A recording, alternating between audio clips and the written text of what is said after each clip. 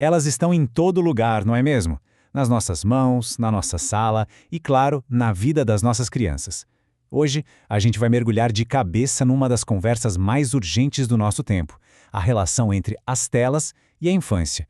E olha, o objetivo aqui não é apontar o dedo e dizer o que é certo ou errado. A análise é muito mais profunda. E tudo começa por aqui. O ponto de partida não é o julgamento, é o amor. O amor incondicional que a gente sente por uma criança. É por causa desse amor, e não apesar dele, que essa conversa se torna não só necessária, mas essencial. Mas afinal, por que essa urgência toda para falar de telas? Simples. Porque elas deixaram de ser só objetos. Elas se tornaram mediadoras de quase tudo. Das nossas relações, do entretenimento, até do tédio. E as consequências disso no desenvolvimento infantil, são profundas. Entender isso é o nosso primeiro passo. E, para começar, vamos falar de um ponto que muita gente esquece nessa discussão: a realidade de quem cuida. Antes de olhar para a criança, a gente precisa entender o universo em volta dela. E esse universo começa com os pais irresponsáveis. E essa é a verdade nua e crua, não é? A tela muitas vezes entra em cena não por descaso, mas por esgotamento. Depois de um dia de trabalho, trânsito, 1000 responsabilidades, a necessidade de um respiro, de 5 minutinhos de paz, é real. Reconhecer isso não é passar um pano, é entender o contexto de verdade, sem julgamentos. Ok, agora vamos sair um pouco do contexto emocional e entrar aqui, dentro da cabeça. O que a ciência mostra que acontece quando uma criança fica hipnotizada por uma tela? A resposta não está só no comportamento, está na biologia do cérebro. E a palavra-chave aqui é esta: dopamina. É o que o nosso cérebro libera quando sente prazer, uma recompensa. E os aplicativos, os jogos, os vídeos, eles são desenhados por times de especialistas justamente para acionar esse sistema de recompensa. De novo, e bem rápido. Não é por acaso. É um projeto. Pura engenharia. Olhem só essa comparação. De um lado, a explosão de dopamina que um celular oferece. Do outro, a calma de um livro, a interação de uma conversa, o ritmo de uma brincadeira de montar. O cérebro da criança, que está em plena formação, aprende rapidinho qual dos dois caminhos dá a recompensa mais forte e imediata. E a consequência disso? Atividades que são essenciais para o desenvolvimento, como ler ou conversar, começam a aparecer sem graça. O mundo real pode, de fato, ficar desinteressante. Mas a história não para na dopamina. E quando a tela é retirada, seja porque o tempo combinado acabou ou porque a bateria morreu, o cérebro reage.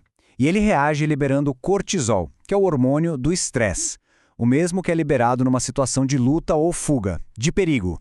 E é aqui que a gente precisa virar uma chave na nossa cabeça. O que nós adultos interpretamos como birra, como pirraça, como mau comportamento, na verdade, é uma resposta fisiológica. O sistema nervoso da criança está literalmente passando por uma crise de abstinência. É o corpo dela reagindo. É biologia, gente, não é falha de caráter. Agora, vamos sair da química do cérebro e dar uma olhada no ambiente em que as crianças estão navegando. Porque os perigos não são só internos, não. Muitos deles estão escondidos bem ali, nas plataformas que elas mais gostam e usam todos os dias. Para a gente ter uma ideia do tamanho disso, pensem nesse número: 380 milhões. Essa é a média de usuários ativos por mês em plataformas como Roblox.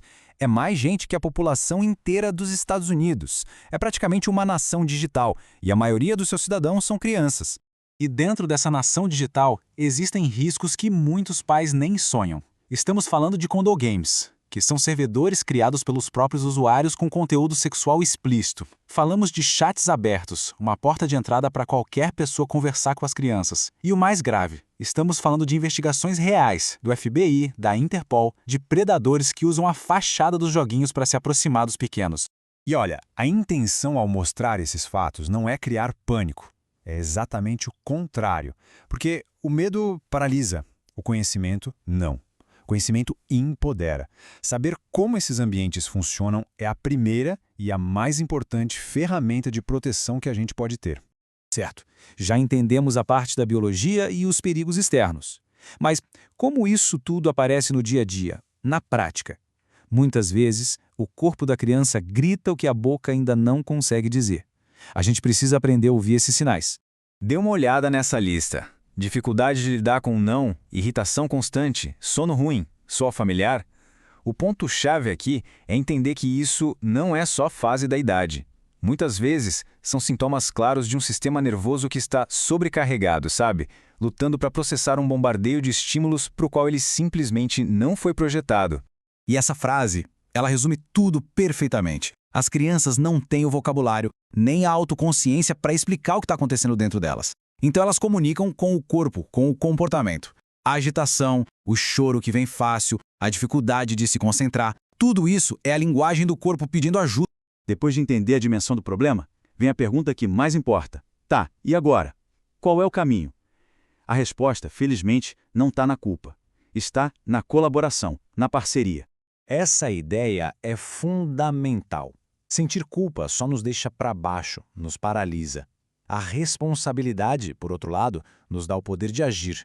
A questão não é se culpar pelo que já foi, mas assumir a responsabilidade pelo que pode ser feito daqui para frente. E o mais importante, com apoio, em parceria. Então, como seria esse caminho na prática? Podemos pensar em 3 passos que são simples, mas muito poderosos. Primeiro, reconhecer a situação, mas de verdade, sem se julgar por isso. Segundo, buscar entender o que uma criança realmente precisa para se desenvolver de um jeito saudável. E terceiro, que é essencial, procurar aliados. Ninguém precisa dar conta disso sozinho. A escola, por exemplo, pode e deve ser um parceiro incrível nessa jornada, construindo essa ponte entre a casa e o mundo.